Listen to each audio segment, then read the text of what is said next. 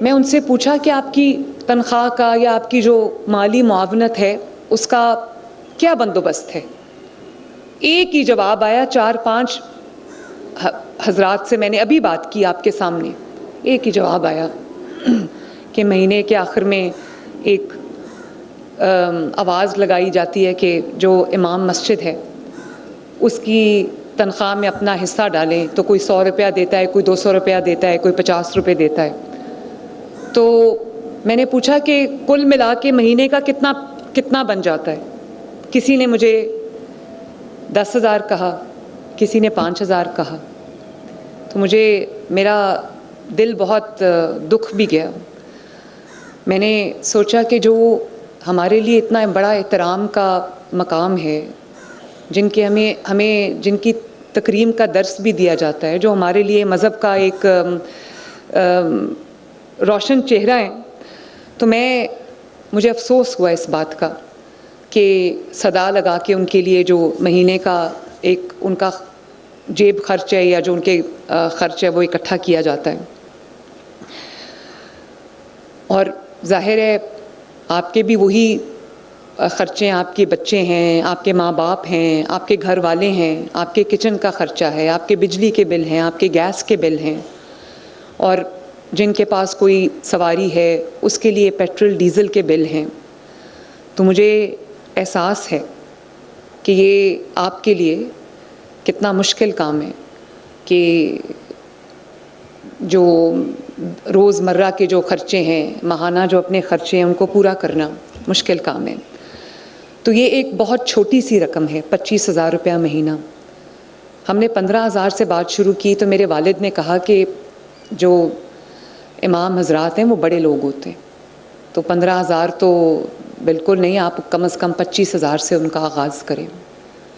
تو یہ کوئی 20 ارب روپیہ جو سالانہ ہے یہ اس کا منصوبہ ہے. لیکن ابھی فیبرری سے انشاءاللہ, فروری کے آخر سے ہم آپ کو پراپر بینک آف پنجاب کے کارڈز کے ذریعے یہ ماہانہ جو 25,000 کی اماؤنٹ ہے یہ ہم آپ کو منتقل کریں گے آپ کے بینک اکاؤنٹس میں. آپ کے جو تمام 70,000 کے قریب جو امام صاحبان ہیں ان کے بینک اکاؤنٹس ہمارے پاس کھل گئے ہیں, اور وہ آپ کو ہم کارڈ کے ذریعے,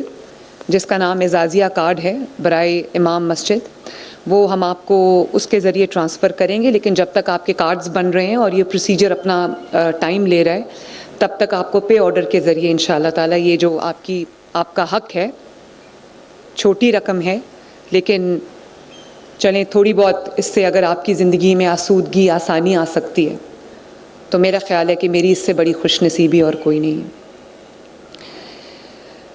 اور میں عوام سے بھی, ٹی وی کی, میڈیا کی وساطت سے, آپ سب کی وساطت سے, آپ کے علماء کرام یہاں پر آج تشریف رکھتے ہیں, آپ کے بڑے یہاں پر آج تشریف رکھتے ہیں, تو میں سب سے یہ کہوں گی کہ یہ ایک معاونت جو 25,000 روپیہ ہے یہ زیادہ نہیں ہے. تو جو محلے کی جو مساجد ہیں, جو ہماری مساجد کی انتظامیہ ہے, وہ جو آپ کے لیے بندوبست کرتی ہیں اس کو نہ روکا جائے. یہ ان ایڈیشن ٹو دیٹ ہونا چاہیے, یہ اس کی ریپلیسمنٹ نہیں ہے. تو یہ میری ایک آپ سے گزارش ہے. اور بینک آف پنجاب کے جو ATM لنکس ہیں ان کے ذریعے بھی آپ یہ رقم نکلوا سکتے ہیں, یہ سہولت آپ کو دستیاب ہے. اور انشاءاللہ تعالیٰ فروری 2026 میں آپ کو یہ وزیر اعلیٰ پنجاب اعزازیہ کارڈ برائے آئمہ مساجد صاحبان یہ آپ کو مل جائے گا. تو آئندہ انشاءاللہ تعالیٰ یہ جدید خطوط پر یہ آسان اور شفاف جو ادائیگی کا نظام ہے وہ ہم نے ترتیب دے دیا ہے. میں ایک اور بات بھی آپ سے کرنا چاہتی ہوں, اور وہ یہ ہے کہ آپ ہماری تربیت بھی کرتے ہیں, حکمرانوں کی تربیت بھی کرتے ہیں, اپنے ارد گرد بسنے والوں کی, آپ کی جو مساجد میں نماز کے لیے لوگ آتے ہیں ان کی بھی تربیت کرتے ہیں, خطبات کے ذریعے تربیت کرتے ہیں لوگوں کی. اور آپ حقوق اللہ کو بہت بہتر طریقے سے جانتے ہیں. لیکن میں یہ سمجھتی ہوں کہ جو حکومت ہے اس کا اور آپ کا ایک بہت کلوز کنیکشن اور ایک بہت کلوز رابطہ ہونا چاہیے. اس کی وجہ یہ ہے کہ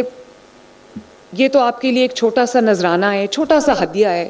چھوٹا سا تحفہ ہے, لیکن یہ جو قریبی رابطہ علماء اکرام اور امام مسجد کے اور عوام کے درمیان ہے، حکومت کے درمیان ہے، اس کو اور زیادہ مضبوط ہونا چاہیے، کیونکہ بہت سے کام ایسے ہیں جو ہم اپنے تئیں اپنی عقل کے مطابق، اپنی جو دانش کے مطابق کرتے ہیں، لیکن بہت ساری جگہوں پر حکومت کو بھی، مجھے بھی اللہ تعالیٰ نے یہ عوام کی خدمت کا فریضہ سونپا ہے، تو مجھے بھی آپ کی معاونت کی ضرورت پڑتی ہے، مجھے آپ کی مشاورت کی ضرورت پڑتی ہے۔ بہت جگہوں پر آپ کی نشاندہی سے ہمارے معاملات میں بھی، حکومتی معاملات میں بھی بہتری آ سکتی ہے، اور اگر آپ کو کسی قسم کی معاونت کی ضرورت ہے تو اس کے لیے بھی حکومت حاضر ہے۔ آپ کو اگر کبھی خدا نخواستہ آپ کے گھر میں کوئی بیماری آ جاتی ہے، کوئی آپ کے بچوں کی فیس کا، اسکول کا، کوئی بھی آپ کو کسی طرح کا بھی کوئی مسئلہ درپیش ہوتا ہے تو میں اس کے لیے بھی حاضر ہوں۔ جب عوام آپ کے پیچھے نماز پڑھتی ہے، جب اللہ تعالیٰ کی مخلوق آپ کے پیچھے نماز پڑھتی ہے تو وہ آپ کی بات سنتی ہے، آپ کی بات کا اثر لیتی ہے، آپ ان کے دینی رہنما بھی ہیں، تو اس میں کوئی سیاسی پہلو نہیں ہے۔ اس کو جو سیاست کا لوگوں نے رنگ دینے کی کوشش کی، اس کو ایک منفی انداز میں اس کو اجاگر کرنے کی کوشش کی، وہ ہو نہیں سکا کیونکہ ایسا تھا نہیں۔ تو میں یہ سمجھتی ہوں کہ آپ کے تھرو، آپ کے توسط سے، آپ کے وسیلے سے عوام تک حکومت کا پیغام پہنچانا، جو کہ میرا فریضہ ہے، میرے فرائض میں شامل ہے، اس کے لیے آپ کی اور میری جو کمیونیکیشن ہے، آپ کا اور میرا جو رابطہ ہے، آپ کا اور حکومت کا جو رابطہ ہے، اس میں کسی قسم کا بھی کوئی خلل نہیں آنا چاہیے۔ جب اس میں خلل آتا ہے تو اس میں پھر معاشرے میں خرابی آنی شروع ہوتی ہے، اور اس میں کوئی شک نہیں ہے کہ پاکستان اسلام کا قلعہ ہے، وہ واحد ملک ہے جو اسلام کے نام پہ لیا گیا ہے، اور یہ اسلام کی خدمت کا ایک طریقہ بھی ہے کہ ہم حکومت کو، حکومتی آواز کو اپنے علماء کرام کے ساتھ جوڑیں، اپنے امام مساجد کے ساتھ جوڑیں، تاکہ کوئی بھی ہم میں تفریق نہ ڈال سکے، اور ہمارے جو درمیان میں جو اتحاد ہے، امن ہے، آشتی ہے، وہ اس کو فروغ ملے۔ ابھی آپ نے دیکھا ہوگا کہ کرسمس کا موقع تھا، ہمارے ملک میں بہت سے مذاہب سے تعلق رکھنے والے لوگ بستے ہیں، تو کیا اسلام یہ ہے کہ وہ جو دوسرے مذاہب سے تعلق رکھتے ہیں لوگ، جو گنتی میں اقلیت میں ہیں، تو کیا اسلام یہ کہتا ہے کہ وہ خوف میں رہیں، وہ ہر وقت ان کے اوپر خطرات منڈلاتے رہیں کہ پتہ نہیں کون کس وقت آ کے ہمارا قتل کر دے گا، کون کس وقت آ کے ہماری املاک پہ قبضہ کر لے گا، کون کس وقت آ کے ہمارا گھر جلا دے گا، یا کون کس وقت آ کے کسی کو بھڑکا کے ہمارے خلاف جو ہے وہ ایک تحریک شروع کر دے گا؟ یا اسلام یہ ہے کہ وہ بے خوف، کسی خطرے سے خالی ہو کر، سکون کے ساتھ، خوشیوں کے ساتھ ہمارے ملک میں،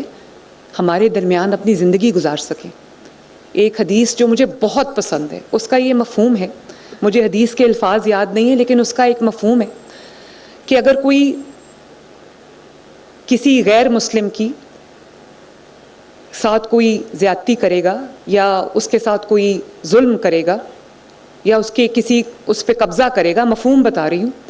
تو میں قیامت کے دن غیر مسلم کی طرف سے وکیل ہوں گا اس کا۔ تو اس سے بڑی اور کیا بات ہو سکتی ہے؟ اور خود اللہ تعالیٰ کے نبی صلی اللہ علیہ وسلم نے حکم دیا، ہمارے قرآن میں اس کی تعلیم ہے کہ کسی کے مذہب کو برا نہ